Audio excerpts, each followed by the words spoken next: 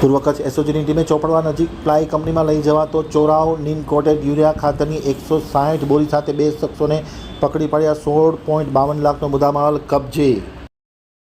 હવે ભચાઉ આમતક ન્યૂઝ બ્યુરોનો એક વિસ્તૃત અહેવાલ. ભચાઉના ડીવાયએસપી સાગર સાબરાએ પત્રકારો સાથેની વાતચીતમાં માહિતી આપતા જણાવ્યું હતું કે પૂર્વ કચ્છ એસઓજીને એક એવી બાતમી મળી હતી કે ભચાઉના ચોપડવાથી લુણવા તરફ જતા રસ્તા ઉપર રંગોલી પ્લાય કંપનીમાં આવેલ ગગન ટિમ્બરના રેઝિન પ્લાન્ટમાં ખેતીમાં ઉપયોગ કરવામાં આવતું નીમ કોટેડ યુરિયા ખાતર ગેરકાયદેસર રીતે અનલોડ થવાનું છે.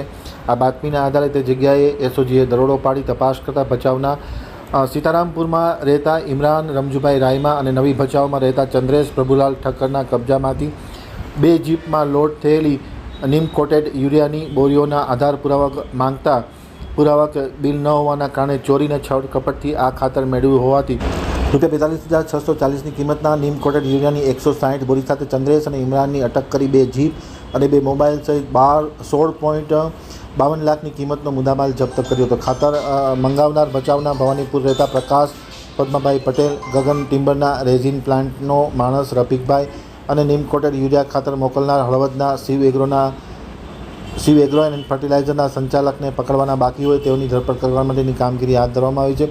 નીમ કોટેડ યુરિયાની 160 બોરી સાથે પકડાયેલ 2 આરોપીઓએ પ્રાથમિક પૂછપરછમાં જણાવ્યું હતું કે ભચાઉના પ્રકાશ પટેલના જણાવ્યા મુજબ હળવદના શિવ એગ્રો એન્ડ ફર્ટિલાઇઝરમાંથી આ ખાતર ભરી ગગન રેઝિનમાં કામ કરતા રફીકભાઈનો સંપર્ક કરતા તેણે ગગન રેઝિનના પ્લાન્ટ પાસે ખાલી કર્યા હોવાનું કબૂલાત કર્યું હતું. જોકે અગાઉ પણ લાખાપર ખાતે ખેડૂતોએ પ્લાય કંપનીમાં આ નીમ કોટેડ યુરિયાનો જથ્થો લઈ જવામાં હતો જે ઝડપ્યો હતો અને આમ ખાસ કરીને પૂર્વ કચ્છ વિસ્તારમાં ગેરકાયદેસર રીતે ખાતરનો જથ્થો આ પ્લાય કંપનીવાળા ઉપયોગ કરતા હોવાનું મોટું કૌભાંડ ચાલી રહ્યું છે.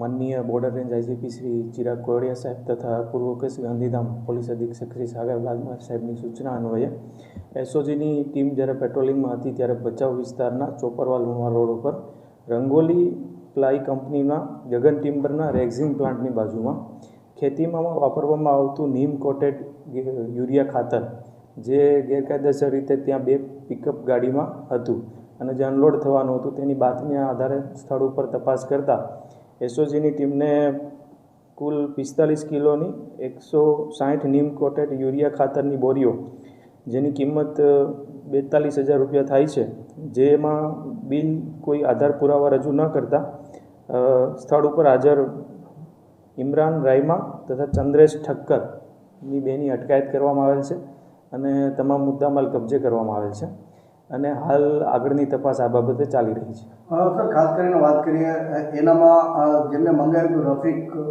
ગગન ટિમ્બરના તે સંચાલક છે, ત્યાં કામ કરે છે, તેમને મંગાવ્યું છે. ભચાઉના પટેલનું પણ નામ આવેલું છે. અગાઉ પણ તે આ યુરિયા કૌભાંડમાં સંડવાયેલા હતા. તે દિશામાં કેવી તપાસ ચાલી રહી? હાલ આ દિશામાં તપાસ ચાલી રહી છે કે આ નીમ કોટેડ યુરિયા ખાતર ક્યાંથી આવેલું હતું, જે હળવદની શિવ એગ્રો કંપની છે. ત્યારબાદ આ મુદ્દામાલ કોણે મંગાવેલ છે અને હાલ આ પ્રાથમિક તબક્કે હાલ આટલી તપાસ ચાલી રહી છે. અત્યારે કેટલા આરોપીને પકડવાના બાકી? હાલ 3 આરોપી જેટલા પકડવાના બાકી છે, જેમાં એક ભચાઉ વિસ્તારના પ્રકાશ પટેલ છે, તેમજ કંપનીનો માણસ છે રફીક કરીને અને હળવદ શિવ એગ્રો. આ બાબતે એમની તપાસ ચાલી રહી છે.